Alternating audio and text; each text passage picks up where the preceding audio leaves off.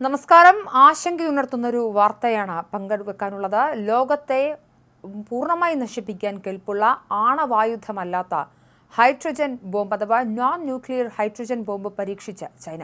അതിഭീമമായ താപം പുറത്തുവിട്ട് നിമിഷങ്ങൾക്കകം ഒരു പ്രദേശം തന്നെ ചുട്ടരിക്കാൻ പാകത്തിനുള്ള ആയുധമാണ് ചൈന പുതിയതായി വികസിപ്പിച്ചിരിക്കുന്നത്. ചൈന സ്റ്റേറ്റ് ഷിപ്പ് ബിൽഡിംഗ് കോർപ്പറേഷന്റെ കീഴിലുള്ള ഗവേഷണ കേന്ദ്രത്തിലെ ശാസ്ത്രജ്ഞരാണ് ശത്രുരാജ്യത്തെ ഞൊടിയിടയിൽ തകർക്കാൻ പാകത്തിനുള്ള ആയുധം വികസിപ്പിച്ചത്.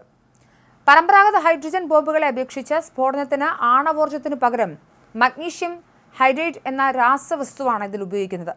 ലോകത്തെ തന്നെ ചുട്ടരിക്കാൻ പാകത്തിലുള്ള അതിഭീകരമായ താപം ഇത് പുറത്തുവിടുമെന്നതാണ് ഈ ബോംബിന്റെ പ്രത്യേകത. വാതക അവസ്ഥയിൽ സംഭരിക്കാവുന്നതിനേക്കാൾ കൂടുതൽ അളവിൽ ഹൈഡ്രജൻ സംഭരിക്കാനുള്ള ശേഷി മഗ്നീഷ്യം ഹൈഡ്രേറ്റിനുണ്ടെന്നാണ് ഗവേഷകർ പറയുന്നത്. 2 സെക്കൻഡുകൾക്കുള്ളിൽ ഇത് വളരെ വിനാശകരമായി മാറും.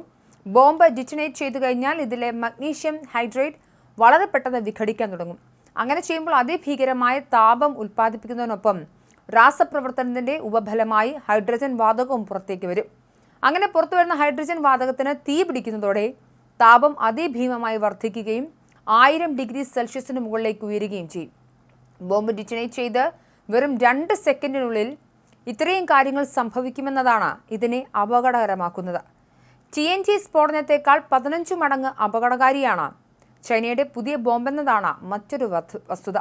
യുദ്ധത്തിൽ ഉപയോഗിക്കാനുള്ള ആയുധങ്ങളുടെ കാര്യത്തിൽ ചൈന കൂടുതൽ ഗവേഷണങ്ങളാണ് നിലവിൽ നടത്തിക്കൊണ്ടിരിക്കുന്നത്. 2 കിലോ ഭാരം വരുന്ന ബോംബാണ് ഗവേഷകർ ഇതിനോടകം വികസിപ്പിച്ചെടുത്തിട്ടുള്ളത്. പരീക്ഷണത്തിൽ നിയന്ത്രിത സ്ഫോടനമാണ് ഗവേഷകർ നടത്തിയത്. ഈ ബോംബ് സ്ഫോടനത്തിലൂടെ പുറത്തുവരുന്ന അതിഭീമമായ താപത്തിൽ അലൂമിനിയം പോലെയുള്ള ലോഹങ്ങൾ ഉരുകി ഒലിക്കും. ചുറ്റുപാടുമുള്ള സ്ഥലങ്ങൾ കത്തിയെരിയും. മഗ്നീഷ്യം ഹൈഡ്രേറ്റ് സ്ഫോടനത്തിൽ ചെറുതരികളായി മാറി അന്തരീക്ഷവുമായി പ്രതിപ്രവർത്തിച്ച് ചൂടുപിടിക്കുകയും തുടർന്ന് ഇവയിൽ നിന്നും ഹൈഡ്രജൻ വാതകം പുറത്തുവരികയും ചെയ്തു. ഈ സമീപത്തെ അന്തരീക്ഷവുമായി ഇടകലരുകയും വളരെ പെട്ടെന്ന് സ്വയം കത്തിജ്വലിക്കുകയും ചെയ്തു. ഇതോടെ അഗ്നിഗോളം സൃഷ്ടിക്കപ്പെട്ടു. ഇതിലൂടെ പുറത്തുവന്ന താപം കൂടുതൽ മഗ്നീഷ്യം ഹൈഡ്രേറ്റിനെ വിഘടിപ്പിക്കുകയും ചെയിൻ റിയാക്ഷൻ പോലെ പുറത്തുവരുന്ന താപത്തിന്റെ അളവ് വർദ്ധിപ്പിക്കുകയും ചെയ്തു. ഇത് തുടർന്നുകൊണ്ടേയിരുന്നു എന്നാണ് റിപ്പോർട്ട്. ശത്രുക്കളെ പൂർണ്ണമായും നശിപ്പിക്കാൻ ചൈനയുടെ ഒരൊറ്റ കുഞ്ഞൻ ബോംബ് മതി. ശത്രുക്കളുടെ താവളങ്ങൾ, അവരുടെ പ്രധാന കേന്ദ്രങ്ങൾ തുടങ്ങി ചൈന ലക്ഷ്യം വയ്ക്കുന്നവ നശിപ്പിച്ചു കളയാൻ ഇതിന്റെ ഒരു അംശം മാത്രം മതി. ഈ ബോംബ് യുദ്ധഭൂമിയിൽ പ്രയോഗിക്കപ്പെട്ടാൽ സെക്കൻഡുകൾ കൊണ്ട് വലിയ ചൂട് പുറത്തുവിട്ട് വൻ നാശനഷ്ടം ഉണ്ടാക്കാം. അല്പം കൂടുതൽ ഉപയോഗിച്ചാൽ ഒരു പ്രദേശം തന്നെ കത്തിയമരുകയും ചെയ്യും. അത് സഹിക്കാൻ മനുഷ്യർക്ക് സാധിക്കില്ല. തന്ത്രപ്രധാനമായ കേന്ദ്രങ്ങൾ നശിപ്പിക്കാൻ വളരെ കുറഞ്ഞ അളവിലുള്ള മഗ്നീഷ്യം ഹൈഡ്രേറ്റിന് സാധിക്കുകയും ചെയ്യും.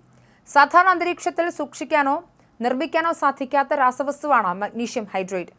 ലബോറട്ടറിയിൽ നിയന്ത്രിത സാഹചര്യത്തിൽ ഒരു ദിവസം വളരെ കുറച്ച് ഗ്രാം അളവിൽ മാത്രമേ ഇവ ഉൽപ്പാദിപ്പിക്കാൻ സാധിക്കൂ. മഗ്നീഷ്യം ഹൈഡ്രേറ്റിന്റെ വ്യാപകമായ ഉൽപ്പാദനം ഈ വർഷം ആദ്യമാണ് ചൈനയിൽ ആരംഭിച്ചത്. വർഷം 150 ടൺ ഉൽപ്പാദിപ്പിക്കാനുള്ള ശേഷി ഇപ്പോൾ ചൈനയ്ക്കുണ്ട്. ആണവായുധമല്ലാത്ത അതീവ വിനാശകാരിയായ ആയുധമാണ് ചൈന വികസിപ്പിച്ചിരിക്കുന്നത്. നിലവിൽ ലോകത്ത് ഒരു രാജ്യത്തിനും ഇത്തരത്തിലൊരു ആയുധമില്ല എന്നതും ചൈനയെ കൂടുതൽ അപകടകാരിയാക്കുന്നു എന്നാണ് റിപ്പോർട്ടുകൾ.